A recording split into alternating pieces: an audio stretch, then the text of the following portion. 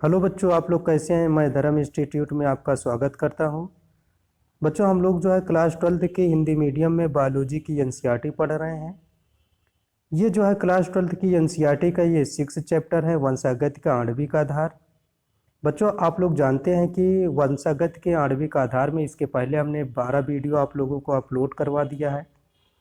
12 video जो है आप लोगों को हमने जो है पढ़ा दिया है।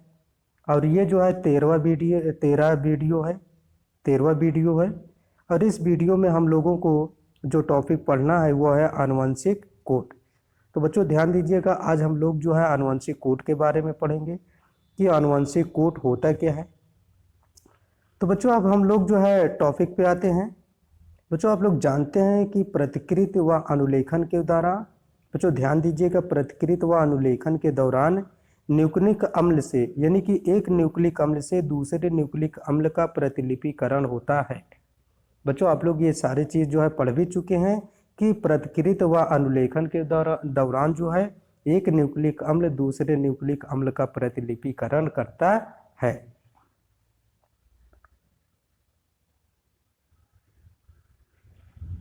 इन प्रक्रमों को पूरकता के आधार पर समझना आसान है। बच्चों, आप लोग जानते हैं कि एक न्यूक्लिक अम्ल जब दूसरे न्यूक्लिक अम्ल में प्रतिलिपिकरण होता है तो इन प्रक्रमों को पूरकता के आधार पर भी समझा जा सकता है। स्थानांतरण की प्रक्रिया में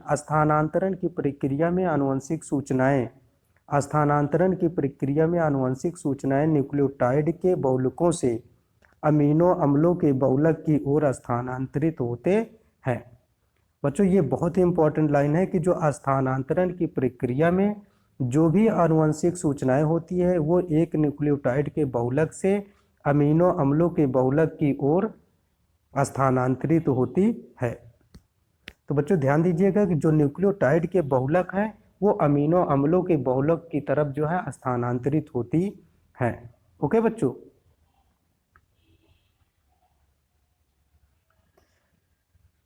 अमीनो अम्लों के न्यूक्लियोटाइड में, बच्चों ध्यान दीजिएगा, अमीनो अम्लों के न्यूक्लियोटाइड में न तो कोई पूरकता मिलती है और न ही सैद्धांतिक रूप से इसके बारे में कोई सोच सकता है। बच्चों ध्यान दीजिएगा, अमीनो अम्लों के न्यूक्लियोटाइड में न तो किसी भी प्रकार की पूरकता मिलती है और न ही कोई सैद्धांतिक रूप से इसके बारे में सोच सकता है।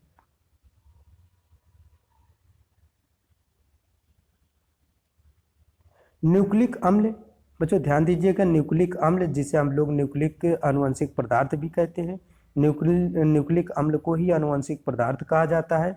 न्यूक्लिक अम्ल में परिवर्तन से प्रोटीन के अमीनो अम्ल में भी परिवर्तन हो जाता है। बच्चों, आप लोग ध्यान दीजिएगा कि जो न्यूक्लिक अम्ल, अगर यदि हम न्यूक्लिक अम्ल में परिवर्तन करते हैं तो उसके प्रोटीन के अमीनो अम्लों में भी परिवर्तन हो जाता है। इस विचार के समर्थन हेतु पर्याप्त प्रमाण है। इस विचार के समर्थन के लिए, यानी कि ऐसा जो विचार था वो एक प्रकार से सही विचार था। इससे आनुवंशिक कोड यानी कि जेनेटिक कोड की परिकल्पना का प्रतिपादन हुआ था।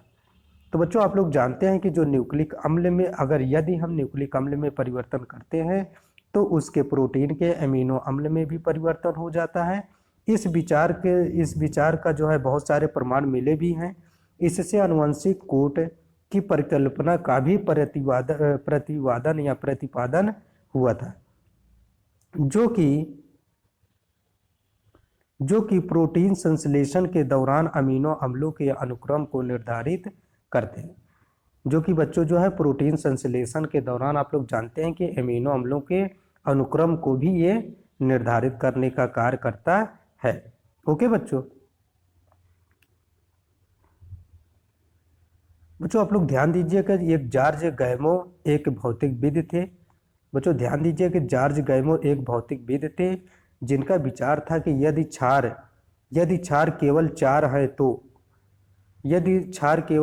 तो इन 20 अमीनो अम्ल का कोट लेखन किस प्रकार से होता है या किस रूप से होता है।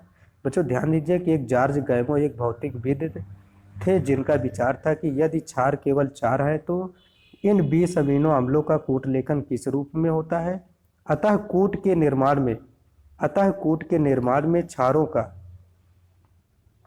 अतः कूट के निर्माण में क्षारों का समूह बनता है। इनका विचार था कि सभी 20 अमीनो अम्लों के कूट हेतु कोड 3 न्यूक्लियोटाइड के बने होते हैं। अतः इनका विचार था कि सभी 20 अमीनो अम्लों के कूट हेतु जो कोड है वो 3 न्यूक्लियोटाइडों के बने होते हैं। यह एक बहुत ही ठोस विचार था। तो बच्चों आप लोग जो है फिर से एक बार ध्यान दीजिएगा। इनका विचार था कि सभी 20 अमीनो अम्ल कूट हेतु कोड 3 न्यूक्लियोटाइडों के बने होते हैं। यह एक बहुत ही ठोस विचार था।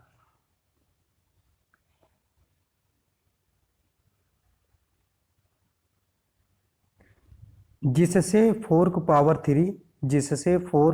3 जिसका मतलब 4 × 4 × 4 के प्रति उत्परिवर्तन या समुच्चय से लगभग जो है 64 कोड का निर्माण हुआ। इनसे बनने वाले कोड आवश्यकता से अधिक थे। तो बच्चों आप लोग जानते हैं कि इनका जो विचार था वो बहुत ही ठोस था, जो कि 4 पावर 3 का मतलब है कि 4 × 4 × 4 के प्रति उत्परिवर्तन समुच्चय से कुल मिलाकर के 64 कोड का निर्माण हुआ है। इनसे बनने वाले कोड आवश्यकता से काफी अधिक थे। ओके बच्चों,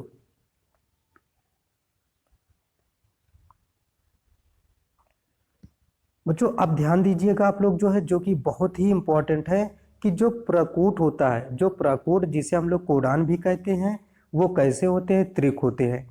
जो प्रकूट होते हैं या कोडान होते हैं वो कैसे होते हैं बच्चों? त्रिक होते हैं।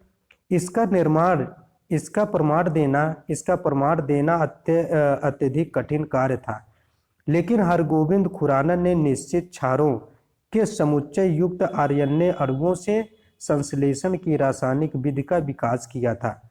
बच्चों ध्यान दीजिएगा, जो प्रकूट होते हैं या कोडान होते हैं वो कैसे होते हैं? त्रिक होते हैं। इसका प्रमाण देना अत्यधिक कठिन कार्य था, लेकिन हरगोविंद खुराना ने निश्चित क्षारों के समुच्चय युक्त आरएनए अणुओं के संश्लेषण की रासायनिक विधि का विकास किया था। प्रोटीन संश्लेषण हेतु मार्शल नीटेनबर्ग, प्रोटीन संश्लेषण के लिए मार्शल नीटेनबर्ग की कोशिश स्वतंत्र कूट का अर्थ, स्वतंत्र कूट का अर्थ था, यानी कि नीटेनबर्ग की कोशिश जो थी वो स्वतंत्र कूट का अर्थ था, निकालने में काफी सहयोगी रही। जबकि सेबेटो ओकोवा एंजाइम, जिसे हम लोग पॉलीन्यूक्लियोटाइड फास्फोरिलेज आरएनए को स्वतंत्र रूप से आरएनए का एंजाइम संश्लेषण से टेम्पलेट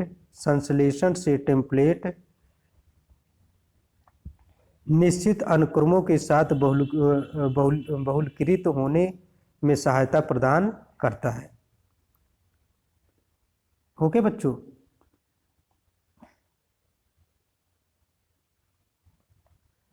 अब आप लोग ध्यान दीजिएगा कि जो आनुवांशिक कोड की प्रमुख विशेषताएं कौन कौन सी है, जो कि विभिन्न एग्जामों के लिए बहुत ही इम्पोर्टेंट है। आनुवांशिक कोड की प्रमुख विशेषता कौन कौन सी है, ये हमेशा पूछा जाता है आपके बोर्ड एग्जाम में भी और नीट एग्जाम में भी पूछा जाता है कि आनुवांशिक कोड की प्रमुख विशेषताएं कौन कौन सी है। तो इसमें सबसे पहले विशेषताएं होती है, जो प्रकूट होते हैं वो कैसे होते हैं? त्रिक होते हैं। यानी कि बच्चों ध्यान दीजिएगा, जो प्रकूट होता है त्रिक होता है, जिसमें कि 61 प्रकूट अमीनो अम्ल का कूट लेखन करते हैं, जबकि 3 प्रकूट का कूट लेखन नहीं होता है। इस कारण से यह रोध प्रकूट के रूप में कार्य करता है।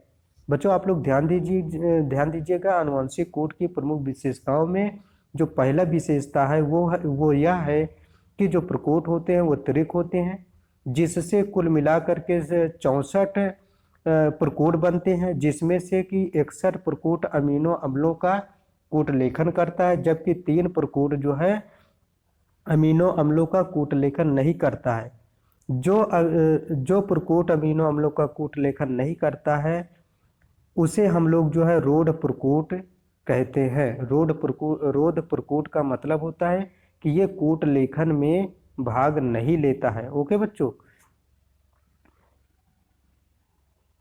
बच्चों अब दूसरी इसकी विशेषता क्या होती है? दूसरी विशेषता यह है कि एक प्रकूट केवल एक अमीनो अम्लों का कूट लेखन करता है। बच्चों दूसरी जो विशेषता है कि वो कि जो दूसरी विशेषता है वो एक प्रकूट केवल एक अमीनो अम्लों का कूट लेखन करता है। इस कारण से यह असंदिग्ध या विशिष्ट होता है। बच्चों आप लोग ध्यान दीजिएगा, एक प्रकूट केवल एक अमीनो अम्लों का कूट लेखन करता है, इस कारण से इसे हम असंदिग्ध या विशिष्ट कहते हैं। ओके बच्चों। बच्चों अब तीसरी विशेषता इसकी क्या है?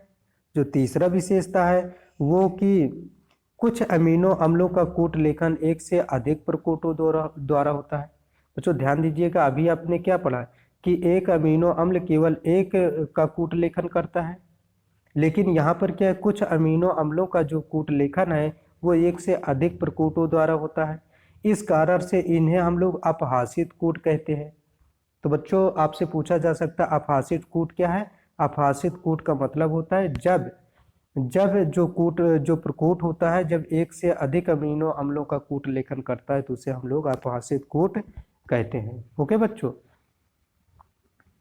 अब चौथी विशेषता क्या है इसकी? चौथी विशेषता यह है प्रकूट दूत आरएनए में लगातार पढ़े जाते हैं।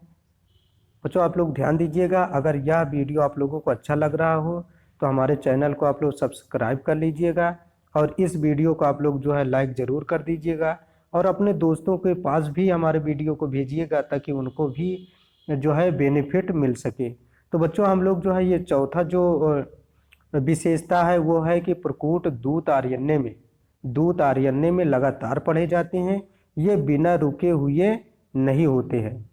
ओके बच्चों। अब पांचवी जो विशेषता है वो क्या कहता है? कूट लगभग सार्वभौमिक होते हैं। बच्चों ध्यान दीजिएगा, जो कूट होते हैं वो लगभग सार्वभौमिक होते हैं। जैसे कि जीवाणु से मनुष्य में ट्रिपल यू जिसे हम लोग फेनिल एलेनिन का कूट लेखन करता है। इस नियम के कुछ अपवाद जैसे सूत्र कणिका प्रकूट व कुछ आदि जंतुओं प्रोटोजोआ में मिलता है। बच्चों ध्यान दीजिएगा, जो कूट होते हैं वो सार्वभौमिक होते हैं, सभी स्थानों पे पाए जाते हैं। जैसे कि जीवाणु से मनुष्य में ट्रिपल यू जिसे हम लोग फेनिल एलेनिन का कूट लेखन करता है। इस नियम के कुछ अपवाद भी है जैसे सूत्र कणिका प्रकूट व कुछ अन्य जंतुओं जैसे प्रोटोजोआ में भी मिलता है। ओके बच्चों। अब छठी विशेषताएं इसकी क्या है?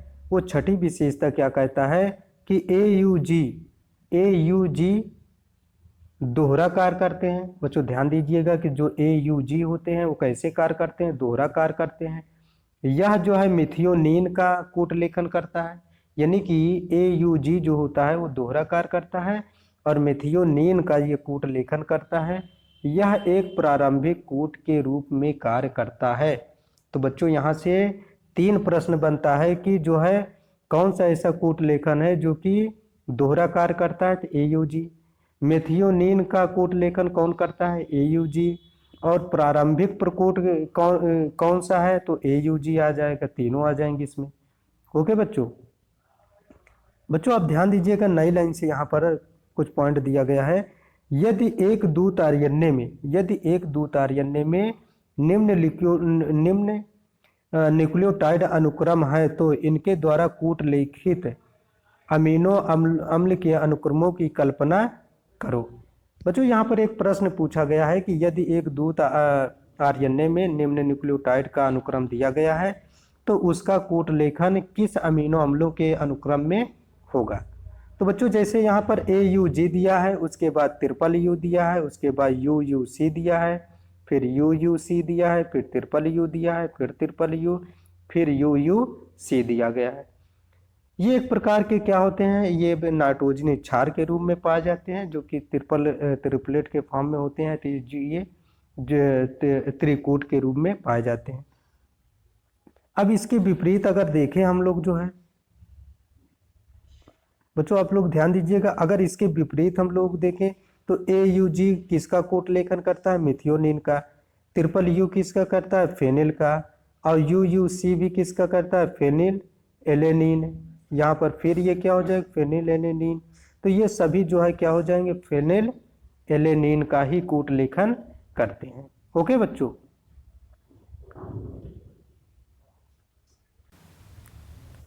और बच्चों देखिए, हम चित्र से इसको समझा सकते हैं आप लोगों को कि कैसे इसका जो है कूटों का निर्माण होता है। यहाँ पर देखिए, ये प्रथम स्थिति बनती है, ये जो है तृतीय स्थिति बनती है, ये द्वितीय स्थिति बनती है। बच्चों आप लोग जानते हैं कि जो है ये ट्रिपलेट फॉर्म में सब होते हैं। तो यहाँ पर देखिए, यहाँ कुल मिलाकर के यहाँ पर ट्रिपलेट फॉर्म के रूप में रहेगा, और कुल मिलाकर के यहाँ पे 64 कोडान पाए जा रहे हैं। तो ये बच्चों जो है ये इस वीडियो में हम लोग जो है आनुवंशिक कोड के बारे में पढ़ लिया है कि आनुवंशिक कोड क्या होते हैं, कैसे होते हैं। बच्चों आप लोग जानते हैं जो आनुवंशिक कोड होता है वो ट्रिपलेट के फॉर्म के रूप में होता है। कुल जो है कोडानों की जो संख्या होती है वो कितने होते हैं, 64 कोडान होते हैं। और 64 कोडान में जो होते हैं उसमें से जो 61 होते हैं वो जो है कोडिट करते हैं, और 3 जो होते हैं वो नॉन कोडिट होते हैं, जिसे हम लोग जो है नॉन सेंस कोडान कहते हैं। जो 61 होते हैं उसे हम लोग जो है सेंस कोडान कहते हैं। ओके बच्चों। बच्चों अब हम वीडियो को यहीं पर रोकते हैं, और अगले वीडियो में हम लोग जो है उत्परिवर्तन व आनुवंशिक कोड के बारे में बताएंगे आप लोगों को। ओके बच्चों, थैंक यू।